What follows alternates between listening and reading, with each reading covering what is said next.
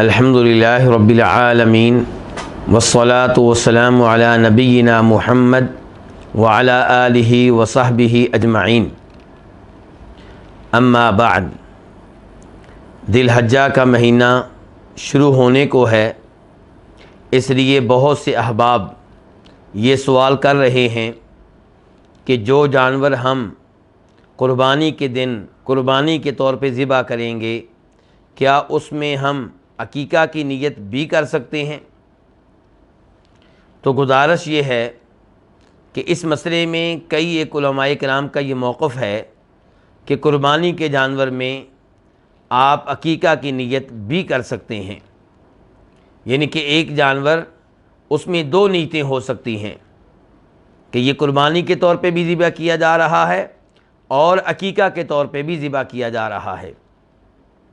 جیسے کوئی آدمی مسجد میں داخل ہو اور مسجد میں نماز تراویح ادا کی جا رہی ہو، یا ظہر کی نماز ادا کی جا رہی ہو، یا عصر کی نماز ادا کی جا رہی ہو، تو وہ جماعت میں شامل ہو جائے اور نیت اس کی یہ ہو کہ یہ ظہر کی نماز بھی ہے اور تحیۃ المسجد بھی ہے، یہ عصر کی نماز بھی ہے اور تحیۃ المسجد بھی ہے، یہ تراویح کی نماز بھی ہے اور تحیۃ المسجد بھی ہے، تو یہ ایک نماز دو نیتوں سے ادا کرنا درست ہوگا اور اس میں کوئی حرج نہیں ہوگا۔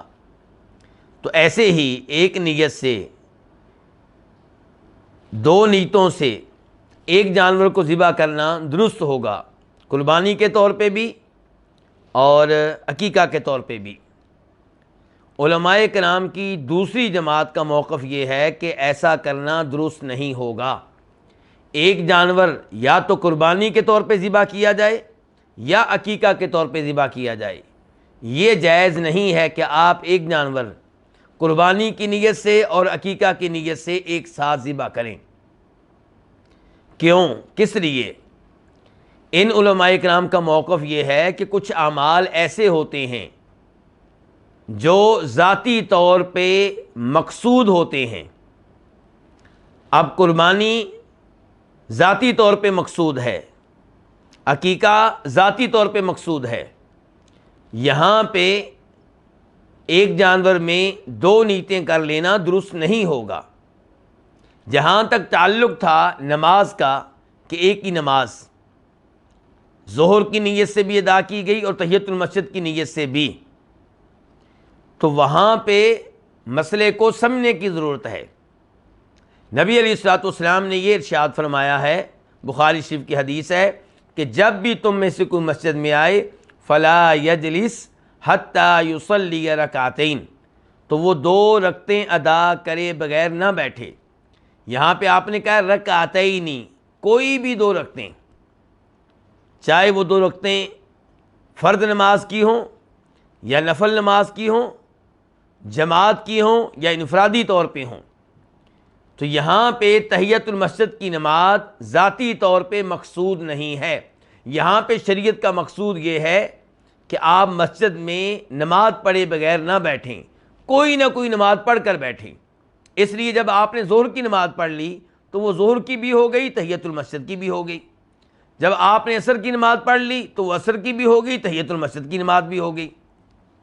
لیکن قربانی کے موقع پہ جب آپ جانور ذبح کریں گے تو شریعت نے آپ سے مطالبہ کیا ہے کہ اگر آپ استطاعت رکھتے ہیں، صاحب حیثیت ہیں، تو آپ قربانی کے دن اللہ کی راہ میں جانور ذبح کریں۔ دوسری جانب آپ سے شریعت کا مطالبہ یہ ہے کہ جب اللہ آپ کو کوئی بیٹا دے تو آپ اس کی طرف سے جانور ذبح کریں۔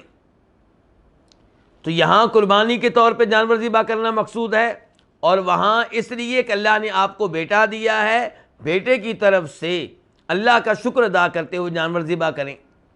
تو یہ جانور مطلوب ہے اپنی جگہ پہ اور وہ جانور مطلوب ہے اپنی جگہ پہ۔ تو یہاں پہ ایک جانور میں دو نیتیں کر لینا درست نہیں ہوگا۔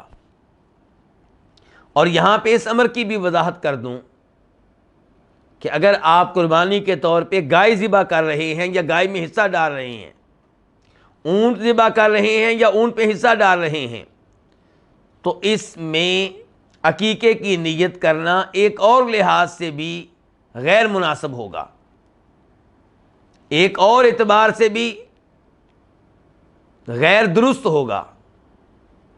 وہ کیسے کہ نبی علیہ الصلوۃ والسلام نے عقیقے کے موقع پہ گائے ذبح کرنے کی ترغیب نہیں دی، اونٹنی ذبح کرنے کی تعلیمات نہیں دیں، بلکہ آپ نے عقیقے کے طور پہ بکرے بکریاں وغیرہ ذبح کرنے کی ترغیب دی ہے۔ یہی وجہ ہے کہ ایک بار سیدہ عائشہ رضی اللہ عنہا سے لوگوں نے مطالبہ کیا کہ اللہ تعالیٰ نے آپ کو بھتیجا دیا ہے، آپ کے بھائی عبد الرحمن کے گھر میں بیٹا پیدا ہوا ہے، تو آپ ان کا عقیقہ کریں اور عقیقے میں ہمیں اونٹ کا گوشت کھلائیں۔ تو امام بہقی اس حدیث کو اپنی سنن میں روایت کرتے ہیں، اس میں یہ آیا ہے اور روایت بالکل صحیح ہے کہ سیدہ عائشہ نے ان لوگوں کے جواب میں کہا معاذ اللہ، کہ میں اس عمل سے اللہ کی پناہ مانگتی ہوں، یعنی کہ عقیقے کے طور پہ اونٹ ذبح کروں، اونٹنی ذبح کروں، میں اس عمل سے اللہ کی پناہ مانگتی ہوں، اللہ مجھے اس غلطی سے محفوظ رکھے۔ ہم کیا کریں گے؟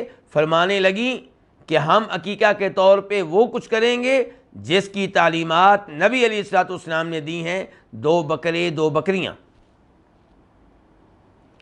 تو اس روایت سے پتہ چلا کہ عقیقہ کے طور پہ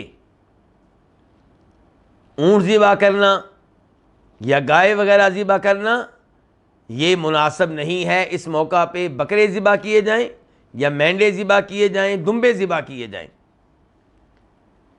تو اس لحاظ سے